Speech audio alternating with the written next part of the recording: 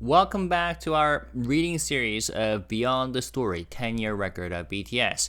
In the last episode, we followed BTS through their first chart victories with I Need You and how Dope, jhope, captured their underdog spirit, working all night in the practice room while others partied. And it was a turning point where recognition and ambition and fandom started to expand for BTS. And today, we move deeper into chapter 3, Love, Hate, Army. We will read 3 related sections, the self-produced content era, and then the other side of the most beautiful moment in life, and then idols and fans. And these chapters really show how BTS, their creativity and their struggles and their bond with ARMY evolved in ways that would change the industry forever. Okay, so here we go. Beyond the Story 10-year record of BTS, Chapter 3, Love, Hate, ARMY. Section, the self-produced content era. Just like with all industries, the idol industry has its own know-how regarding certain standard roles. Though they are not explicitly stated to be idol industry standards, once this production know-how has been established within several key companies, it soon becomes a standard the whole industry must follow in order to succeed. For example, for Korean idol groups, it went without saying that dance music would be chosen as a title song, which would be accompanied by elaborate choreography based around the concept of 칼군무.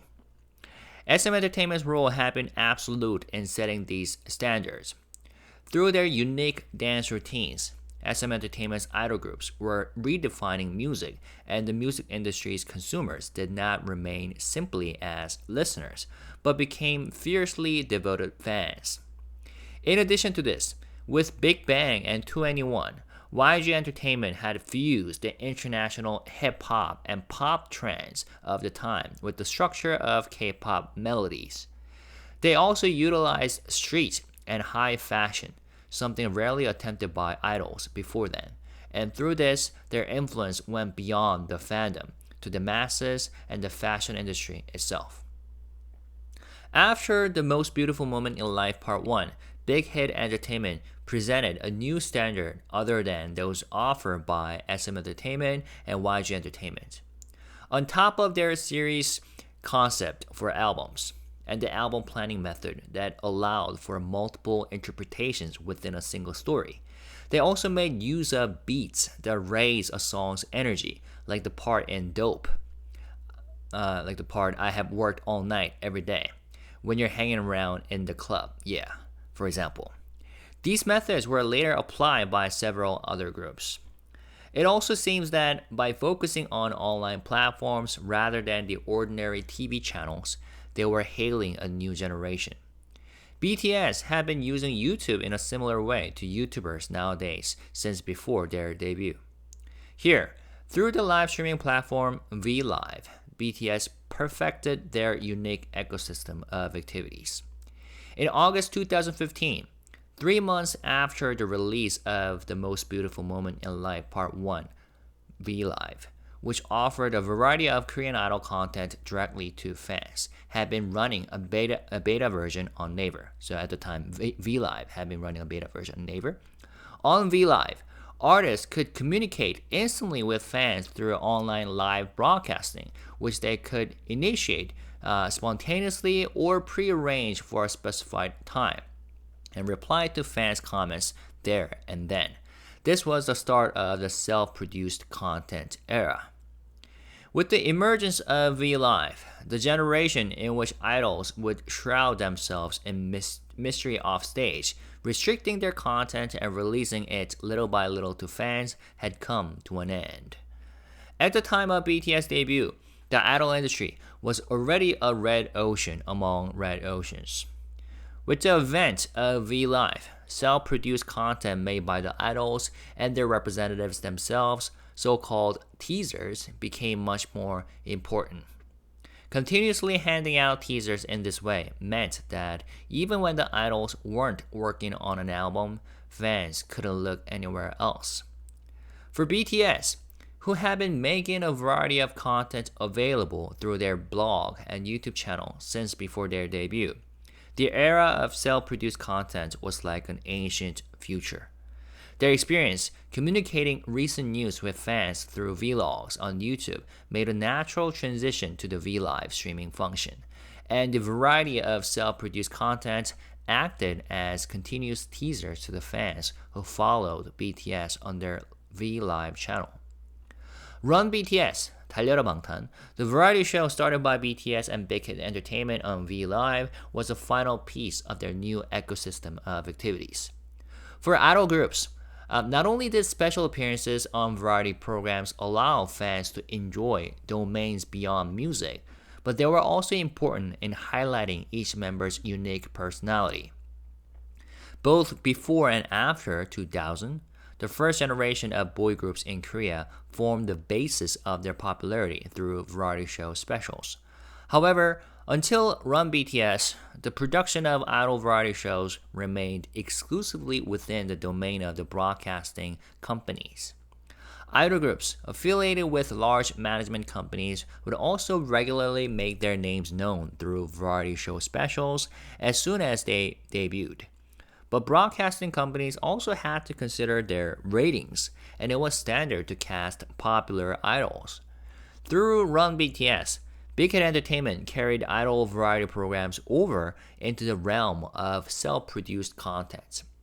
Making their own variety program was a huge gamble for a smaller-sized company. In the end, however, it wouldn't be an exaggeration to say Run BTS was more successful than not only Rookie King, Channel Bangtan, and American Hustle Life, but all idol variety shows of the time. Unlike broadcasting companies' variety show idol specials, Run BTS could continue running without there needing to be an end, and since it was created by BTS management company, the producers also had a good grasp on the members' physical conditions. Now, after watching chart music TV programs in which BTS featured, ARMY could then watch live streams on VLive where the members discussed their reflections, and could also check out related behind-the-scenes footage and photographs on YouTube and Twitter. In between all of this, they could watch variety programs like Run BTS. If you were someone who had become ARMY through The Most Beautiful Moment in Life Part 1, you could easily stay up all night watching the teasers accumulated over the past 2 years. That's very true. Yeah, which is one of the reasons why some of the new armies weren't, they were busy themselves consuming all the contents during the military days, military era, and all the contents that BTS had released over a decade, right? Anyways, back to the text. However, the era of self-produced content didn't stop at transforming how idols worked. As idols shared what went on behind the scenes and beyond the stage, as well as talking directly with fans, the definition of an idol itself began to change. While in the past it had been taken for granted that an idol would only show fans their good side, in the self-produced content era, idols began to reveal aspects of their situations as well as what was really on their minds. And yes, BTS is really good at that. The members aren't afraid of looking vulnerable in front of fans through live streams, right? Anyways, back to the text. They spoke of being upset at the general public and the press, and even occasionally aired criticism. Now, in the 2020s, idols speak much more openly about the difficulties and problems they are experiencing, and occasionally, if they are going through a difficult time physically or psychologically, they give up the idol career entirely. And so, Korea's idols began to take on their own identities, different from the idols of Japan and America. These activities made BTS all the busier. Even while preparing for The Most Beautiful Moment in Life Part 2 album, they still had to remain active on VLive and social media. How did the members respond to this increase in work? V explains it clearly. I just followed the group's decisions. I didn't see my own personal decisions as important at all. If I'm against something, but everyone else isn't, I'll think that the members are right. If the members go, I want to do this, or we have to do this, then I, of course, go along with it. When he was asked how that was possible, V responds, because we're BTS, I think. He goes on, I bet my life on this group. I can't just decide something based on my own individual opinion. That's why I do it. And all of us have the attitude. Let's do it for all those different activities. And my attitude is to go along with it. Jhope reflects on how he felt back then. I think it was a feeling like, surely we can't lose now? In thinking, we can do even better. We did more. Once we did something, we did even more. We didn't do less. In among all this, from May 20th, 2015, the BTS YouTube channel began its own mukbang with Jin, Itjin. This move reveals to us not only BTS' determination to give anything a try, but the impact of the changing generation. Jin, who had been sharing his cooking via the BTS official blog since before the group's debut, after the Most Beautiful Moment in Life Part 2, began filming himself eating too. At the time, there wasn't really any way to communicate with the fans, and as I liked eating, I thought I should upload that at least, and began filming. I wanted ARMY to be able to see my face, and that's how it started. When Jin first started filming this content, he was worried about inconveniencing the other members, and so he shot the show in the smallest space he could, as quietly as possible. However, the content immediately got a good response, and Jin moved from YouTube to the BTS VLive channel and started live streaming. Jin recalls, when I was doing VLive, the scale grew bigger. In the beginning, I was by myself, and all I needed to do was put the phone in front of me, eat, and film, but for VLive, we do it together with people from the company. I hated being a burden to others, and so personally, I was concerned, but the crew said it was no big deal at all, and not to worry. It was a live stream too, and I think at first I wasn't very good.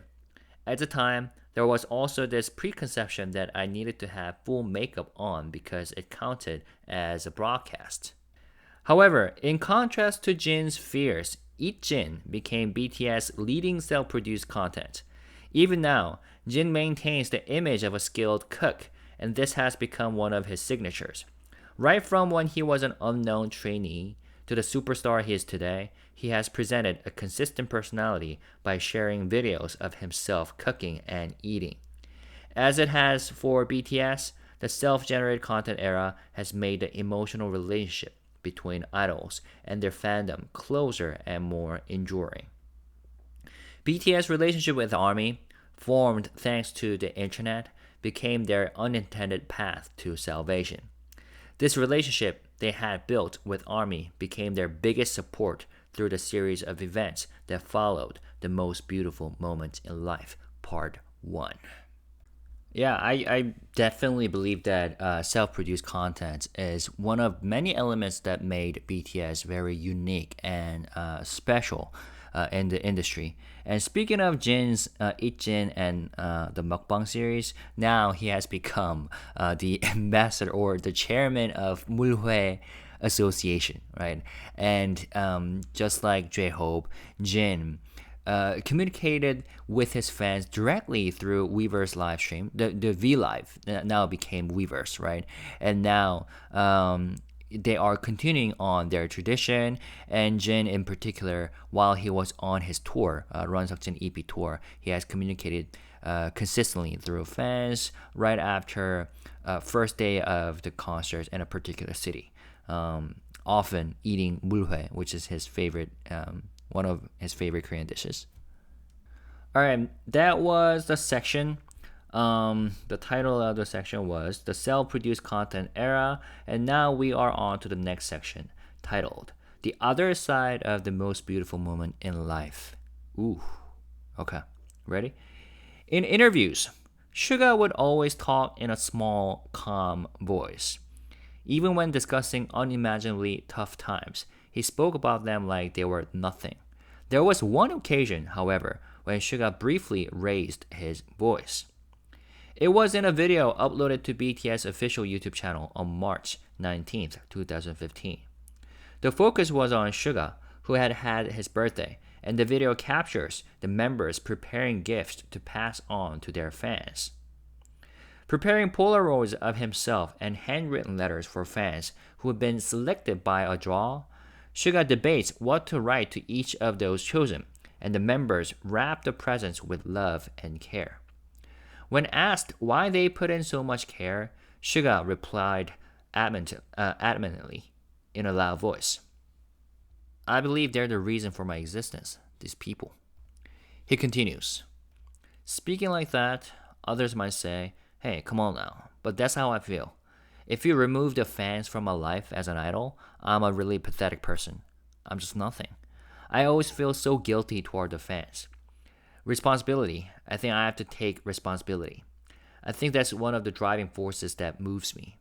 If it wasn't for that, I don't think I could have done this work. I need to take responsibility, perform, and satisfy those people. That was a big part." Suga's reason for saying as much is as follows. "Back then, the world I saw was like, in one word, hell. I wasn't hoping for much.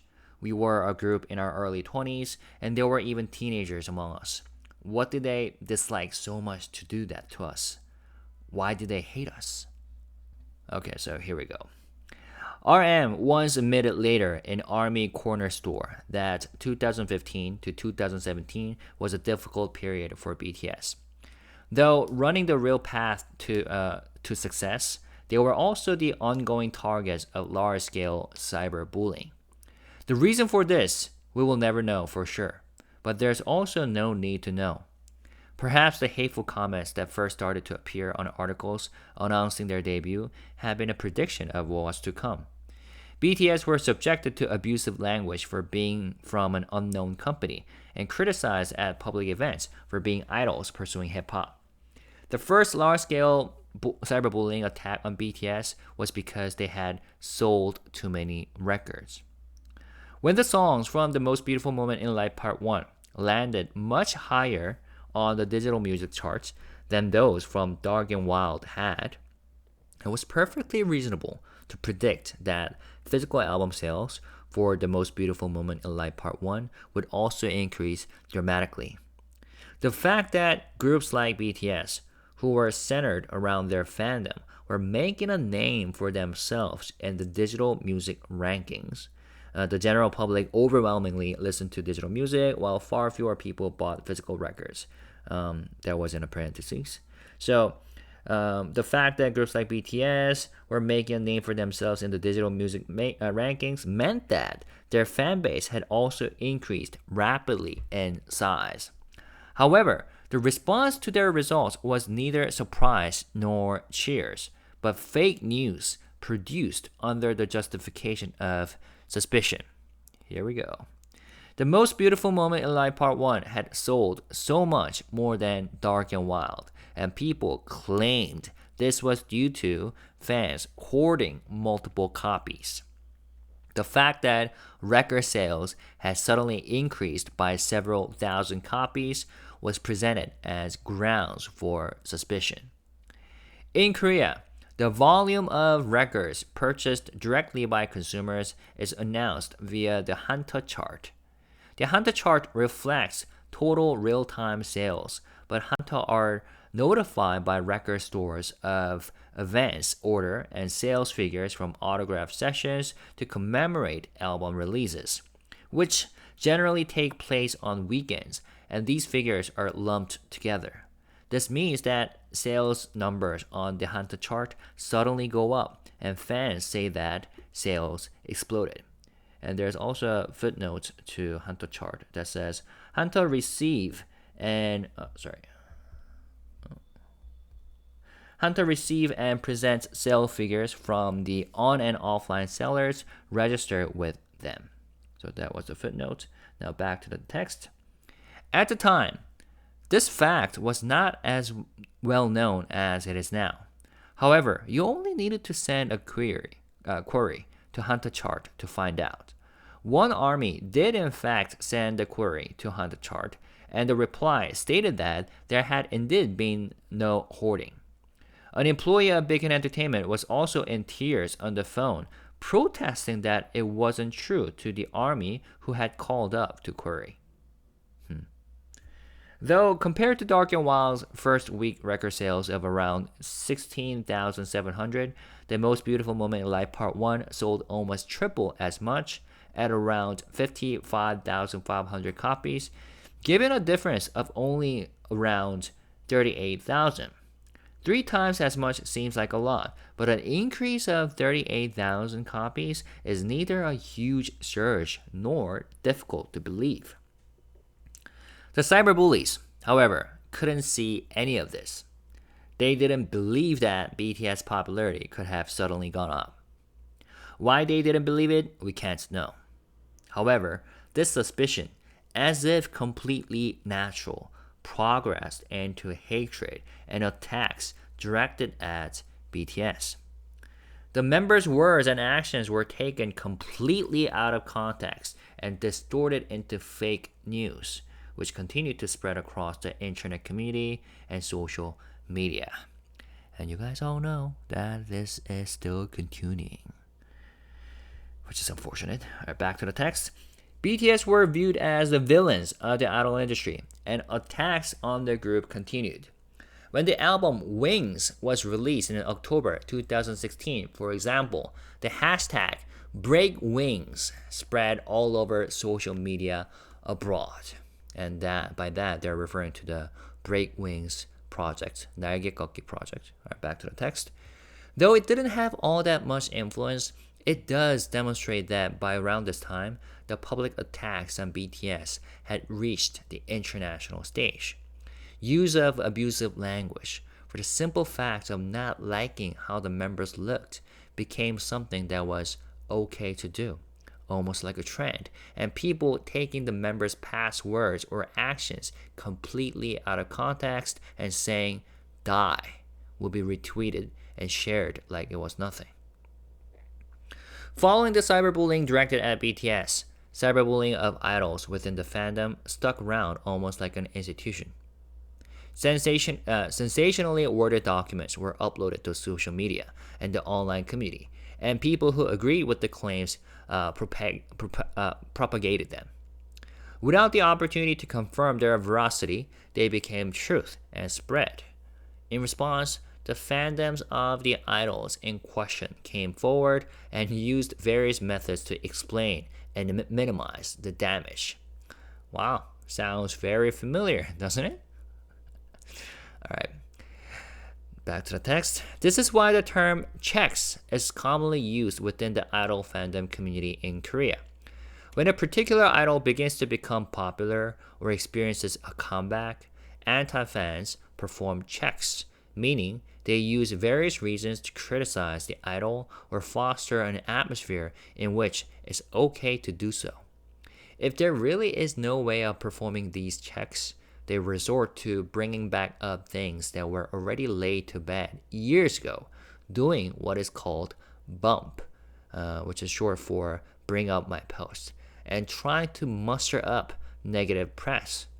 These actions create a situation in which idols are essentially unable to step a foot out of place, and the tiniest mistake makes it okay for people to criticize them however they please. The cyberbullying of BTS foreshadowed the changes brought to the Korean idol industry by the event of social media, as well as the personality of the idol fandom. Cyberbullying that took place either out of random hatred for an idol or for the purpose of carrying out checks began to occur far more frequently among the consumers of idol music than in the past. So, yeah, I'm going to talk about each section that we just read at the end, and we have one more section to read. But the hate train that BTS and ARMY had to endure was unimaginably harsh, especially at the time. But it is still going on, And that's just unfortunate.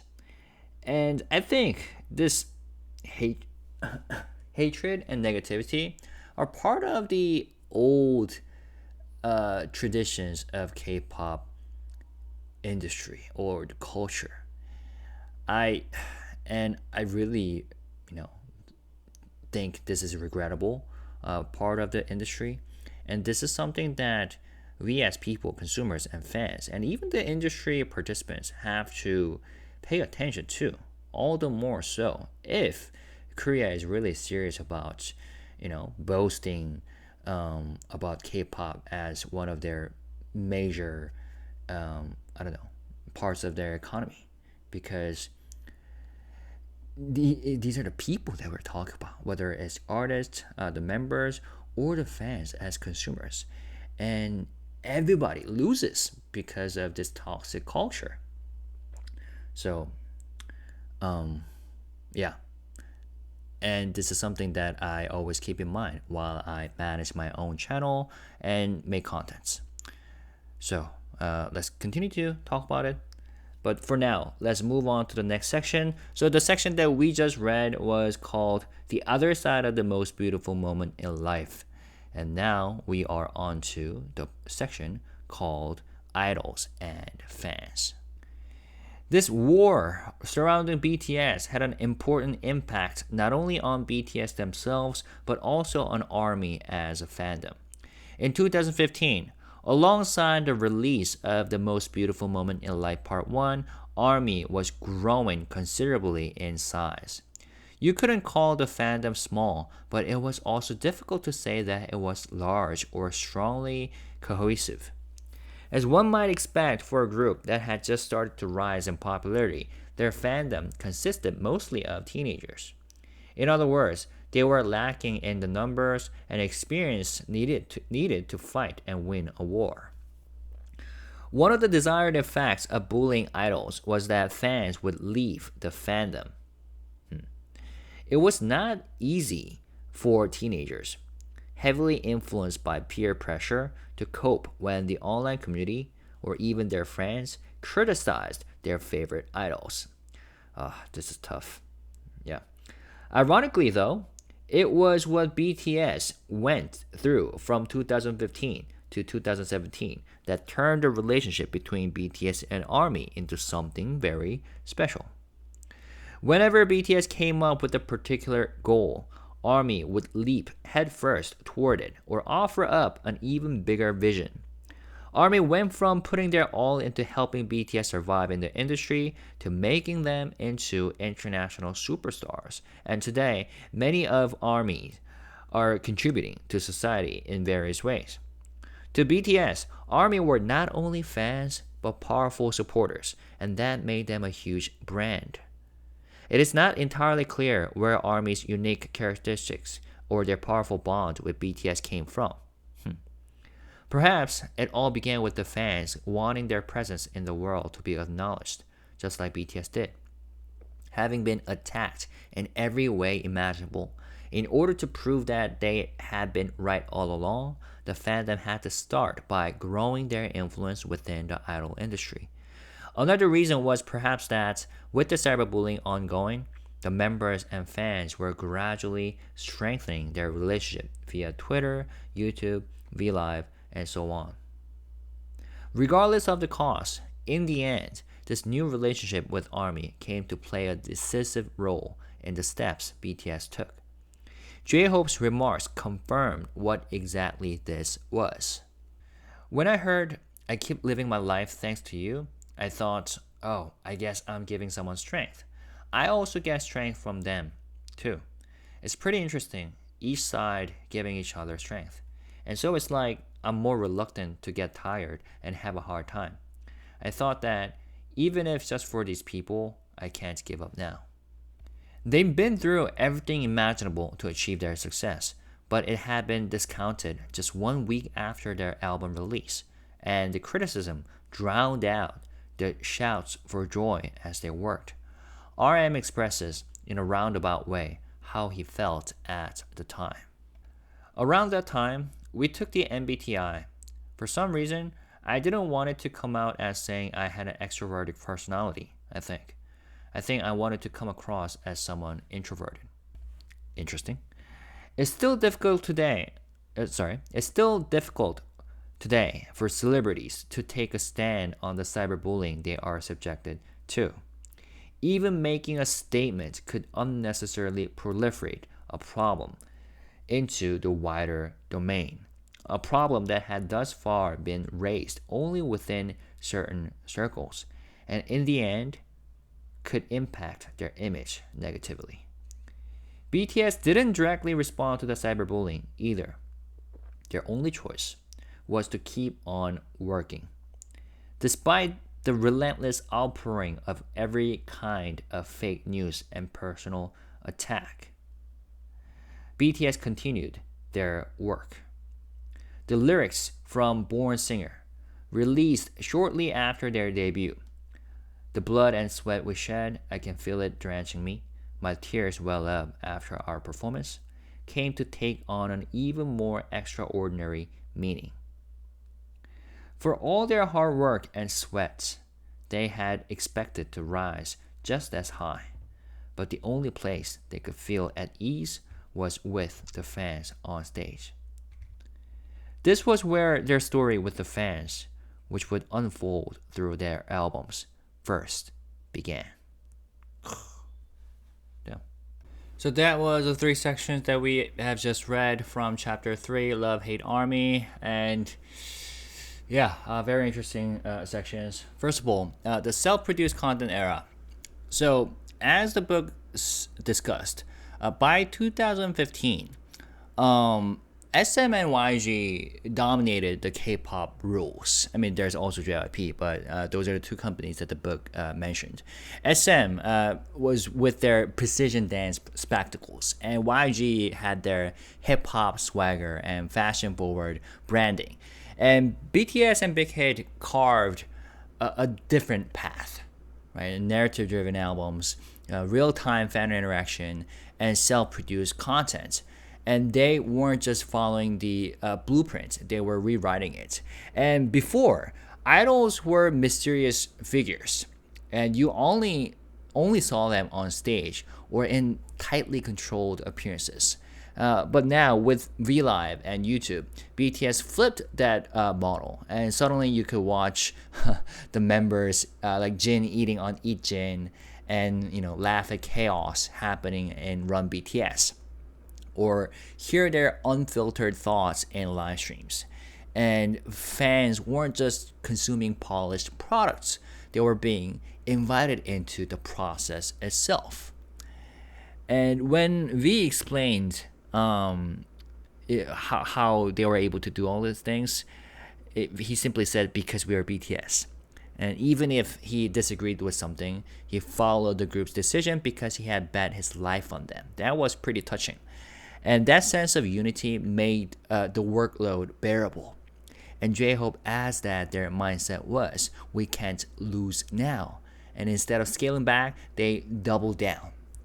And I really, as a fan, I really wonder what their mindset is like these days as they are approaching their long-awaited comeback. And also, when it comes to Eat Jin, what started as Jin quietly filming himself eating in a corner became one of BTS' most iconic self-produced series. And it showed not just personality, but also consistency. Jin remaining Jin, from unknown trainee to global star. And that continued to build trust, even to, these days. Because fans felt like they really knew him, and by extension, BTS. And why this matters is because this whole thing was the beginning of idols being allowed to be people. Although I still believe that as an industry, we have a long way to go. They have a long way to go for people, the public, to acknowledge idols as truly just people and individuals who deserve dignity and respect, both online and offline. But still, there was a lot of dramatic change that happened around this time. Especially with BTS. because they could show, frustration or even criticism. And it changed the definition of an idol and BTS, with their raw humor, honesty, and non-stop self-produced content that led the change, or that led the charge, and so that was the first section. Now the second section, that has something to do with hatred, right? The dark reality beneath success, and the section title itself was the other side of the most beautiful moment in life that wasn't so beautiful, because while the album looked like a breakthrough, behind the scenes BTS were drowning in hate. 2015 to 2017, and Suga said, if you remove the fans from my life as an idol, I'm nothing. The book said, right? And he described the world at the time in one word: hell. And the success of the Hwayang Part 1 sparking suspicion like that, just because the album sales tripled compared to Dark and Wild, and instead of celebration, accusations were all over. Fans are hoarding albums, they said, and fake news spread. Numbers were twisted, and BTS became painted as villains who didn't deserve their success. And like I said, such pattern, other fans or antis raising such issues and accusations, and the media, producing fake news based on that. That pattern still continues, which is super unfortunate. And this wasn't just about BTS. It was the beginning of a larger trend.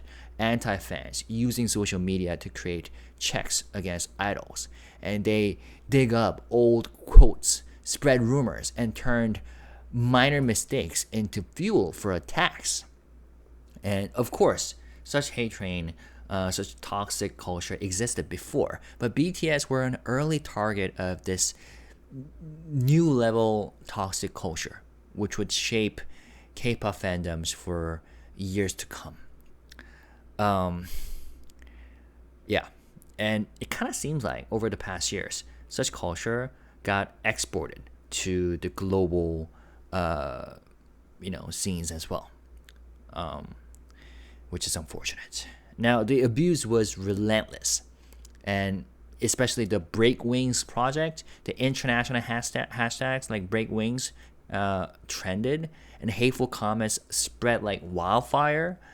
And RM later admitted, like the book said, that 2015 to 2017 were brutal years. And I mentioned about it in my song that I wrote, inspired by that era.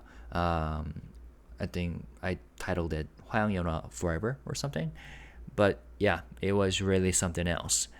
But yet, BTS didn't just fight back. They kept working and channeling their exhaustion into songs, into music and art. And their lyrics, from Born Singer, if you look back, that carries a heavier weight, extra weight. Now, about the last section, idols and fans. Here's the irony, right? The very cyberbullying that was meant to weaken BTS and ARMY ended up strengthening the bond. And that's something very beautiful about this story. The story of BTS and ARMY. And the teenage fans at the time who might have walked away instead rallied. The book said, and I'm sure the fandom was bigger than just teenagers. And still, BTS kept working, and ARMY kept supporting, and the shared struggle created a bond that was so unique in K-pop. Fans weren't just consumers; they were co-survivors and fighters. And the members themselves are very appreciative of this, right? Jhope remembered hearing a fan say, "I keep living my life thanks to you," and he realized that it wasn't just one way. ARMY gives BTS strength, and BTS gives ARMY strength, and that loop of energy became the foundation of their rise, and why the relationship feels different compared to other idol groups. And I still believe that to this day, this is something that makes this group and fandom very special. This relationship. Yeah. What else? But despite everything, BTS found comfort on stage with fans, right? And the attacks made them double down on the only thing they could control, which is the music and the bond with ARMY. And from then on, every album became not just the story of BTS, but the shared story between BTS and ARMY. And I wonder whether they would be part of the narrative for their next upcoming album. So yeah, overall, these three sections we just read kind of reveal a paradox, so to say, because at the same time, BTS were innovating with self-produced content, reshaping what idols could be. They were also being attacked in ways that nearly broke them. Yet, out of that period came a new kind of fandom relationship, one built not on fantasy necessarily, but on mutual survival and shared responsibility. And I think one of the most touching parts from these sections was Suga saying, "If you remove the fans, I am nothing." And yeah, indeed. And as jhope mentioned, ARMY gave them just as much strength as they gave ARMY. So it's a two-way relationship. And this was the era where BTS and their fans stopped being separate and started becoming one story. So there you go. That's where we will wrap up today's reading. But before I end, let me open it up to you. What do you think? Do you think BTS openness on YouTube and VLive, for example, and now on Weverse, do you think it mattered more than their music when it came to building ARMY at the time? And why do you think BTS became such a target of cyberbullying at this stage? And in your eyes, from your perspective, what makes the BTS and ARMY relationship so unique compared to other fandoms?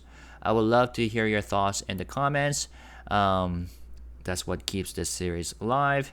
And thanks very much for joining me again for this book reading session of Beyond the Story, 10-year record of BTS.